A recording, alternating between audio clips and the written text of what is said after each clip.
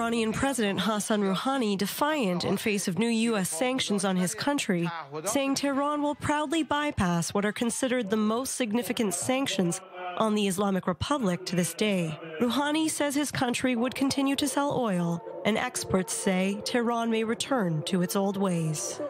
One of the things that has been coming out in the past few weeks is that Iranian oil tankers have been turning off their tracking devices. So that makes it hard to detect where they're going and who they're trading with. This is a tactic that was from 2012. The sanctions may not have their desired effect, as the anger on the streets may be geared toward the West. The next Iranian election, it's very likely that a hardliner could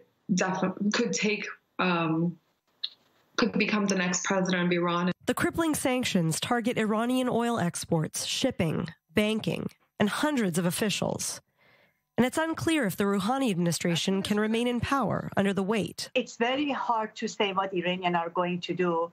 Iranians are usually surprising everyone with their action, and it's hard to say at this position what they were going to act against the regime or support the cause. But the Iranian rial is in free fall as the crippling sanctions further its worsening economic state, with the IMF saying Iran's economy will shrink by 1.5% this year. The sanctions have already hit the people hard.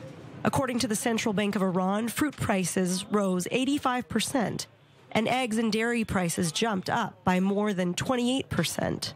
The two biggest buyers of Iranian crude oil, India and China, have so far dodged punitive measures.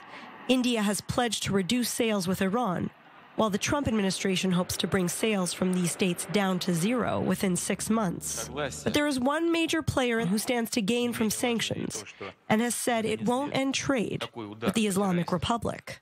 That actually is no deterrent to Russian actors. And as you said, Mr. Novak came out in the Financial Times on, I think it was Friday, and said pretty firmly that Russia has no intention of going along with it. And I think Russia see a lot to gain in terms of, well, I expect they see a lot to gain in terms of the bilateral relationship. Anytime there's been talk of sanctions and pulling out of the JCPOA, you find Russia actually inserting himself further into Iran. As the Iranian government still shows no signs it will cave to Trump's pressure.